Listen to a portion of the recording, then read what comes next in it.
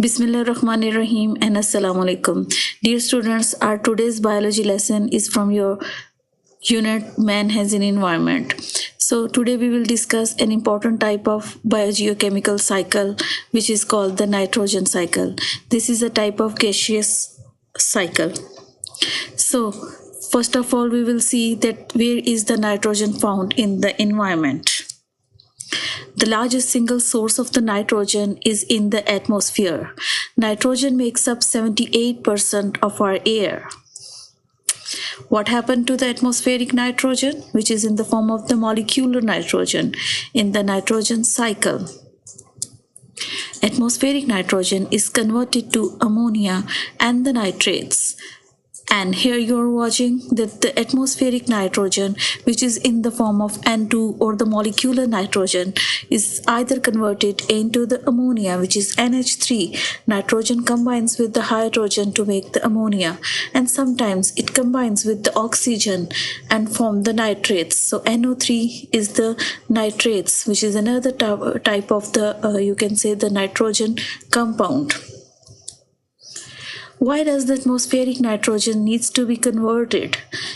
Actually, the question is that why the plants and the other organisms for which the nitrogen is very necessary, why they do not use the molecular nitrogen of the atmosphere directly, and why they need to be converted into the different forms. It is one of the nature's great ironies. Nitrogen is an essential component of the DNA and the proteins, which are the building blocks of the life. So although the majority of the air we breathe in is nitrogen, most of the living organisms are unable to use the nitrogen as it exists in the atmosphere. And you know this is the molecular nitrogen which exists in the atmosphere. How does atmospheric nitrogen get changed into the form that can be used by the most living organisms?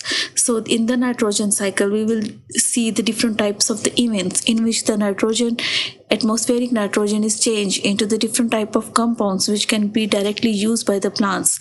And by eating the plants, the different type of the consumers can have the nitrogen. So by traveling through one of the 4 processes in the nitrogen cycle, this could be possible. The number 1 step of the nitrogen cycle is the nitrogen fixation. The second step is called the ammonification. The third step is known as the nitrification, and finally the denitrification. So these all events are working in a cycle. That's why this is called the nitrogen cycle. The first process in the nitrogen cycle is the nitrogen fixation. So what is the nitrogen fixation, and why does it mean to say the nitrogen gets fixed? Nitrogen fixation is the process that causes the strong 2-atom nitrogen molecules found in the atmosphere to break apart so that they can combine with the other atoms. So as you have seen earlier, that they could be converted into the ammonium, or it could be converted into the nitrate form, either by combining with the hydrogen or with the oxygen respectively. So nitrogen gets fixed when it combines with the oxygen and the hydrogen. There are 3 ways that the nitrogen gets fixed. It could be the atmospheric fixation, it could be the industrial fixation, or it could be the biological fixation. First of all, we will see that how the atmospheric nitrogen can happen. Only 5 to 8% of the fixation process can occur by the atmospheric fixation. The enormous energy of the lightning breaks down the nitrogen molecules apart and enables the nitrogen atoms to combine with the oxygen, forming the nitrogen oxides. Other than the lightning, the forest fires and the volcanoes when flow, this can also cause the combining of the nitrogen with the oxygen to form the nitrogen oxide. Nitrogen oxides dissolve in the rain, forming the nitrates, which is the NO3 form. So the nitrates are carried to the ground with the rain. So this whole process is also explained by the figure.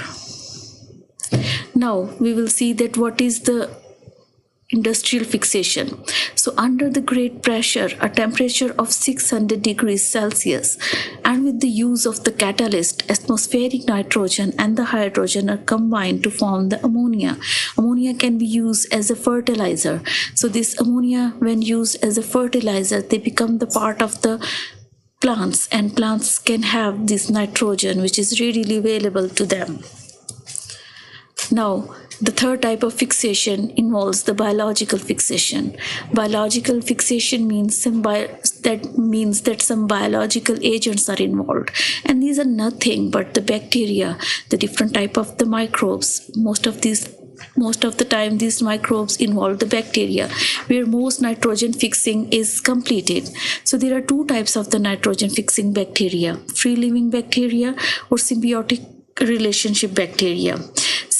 Free living bacteria can fix the nitrogen, which is 30%, and the symbiotic relationship bacteria, which belongs to the genus Rhizobium, and form the symbiotic relationship with the legume plants, with the 70% of the nitrogen.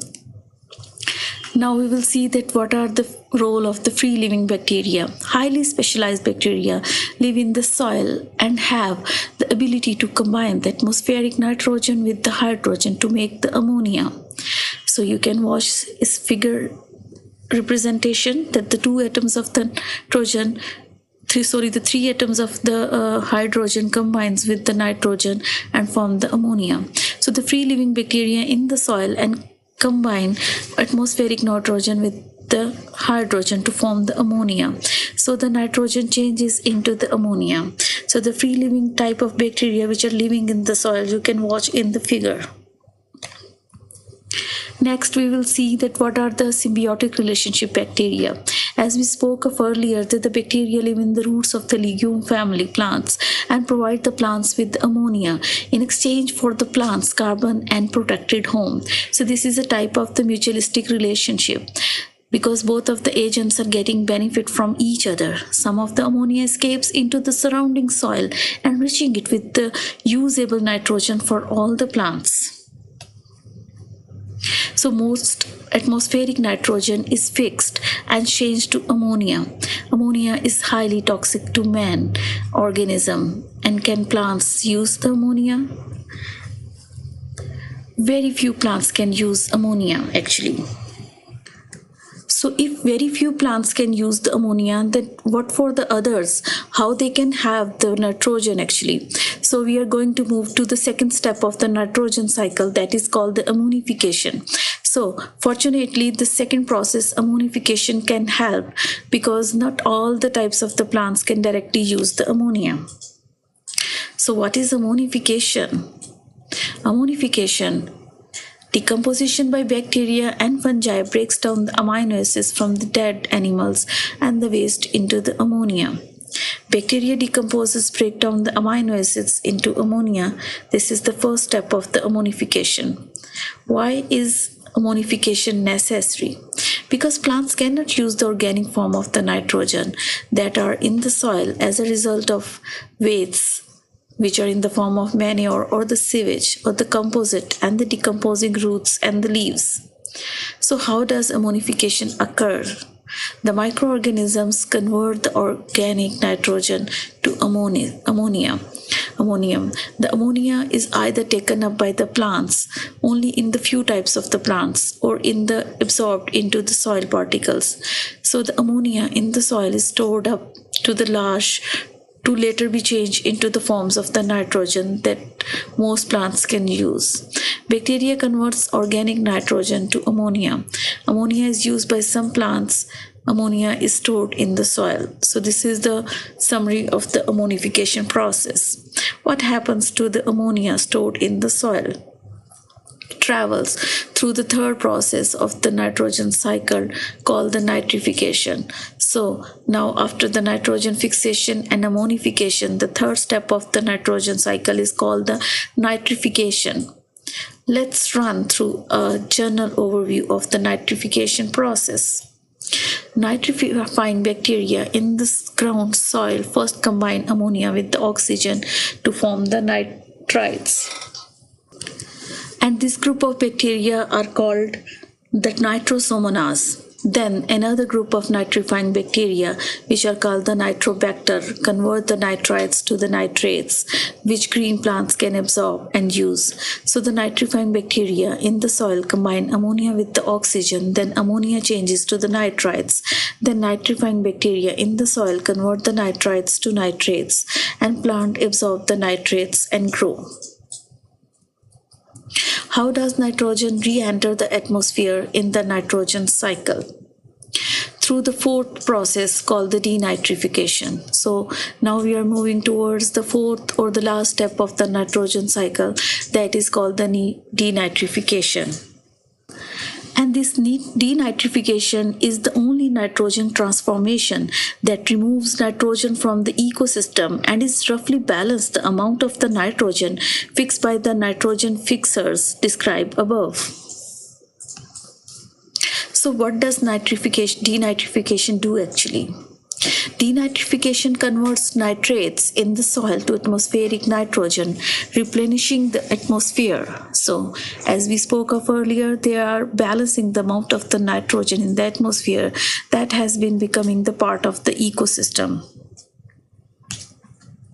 How does the denitrification process work actually?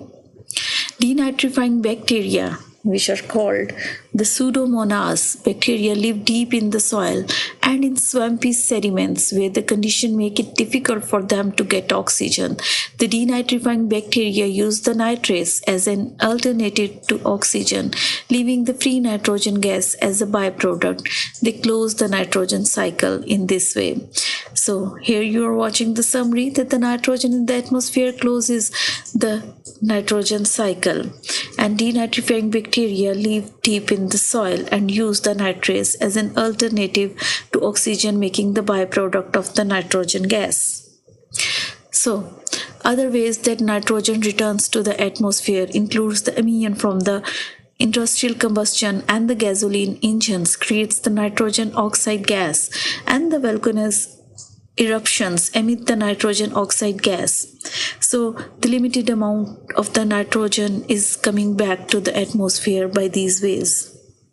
So this is all about the nitrogen cycle. Thank you and Allah Hafiz.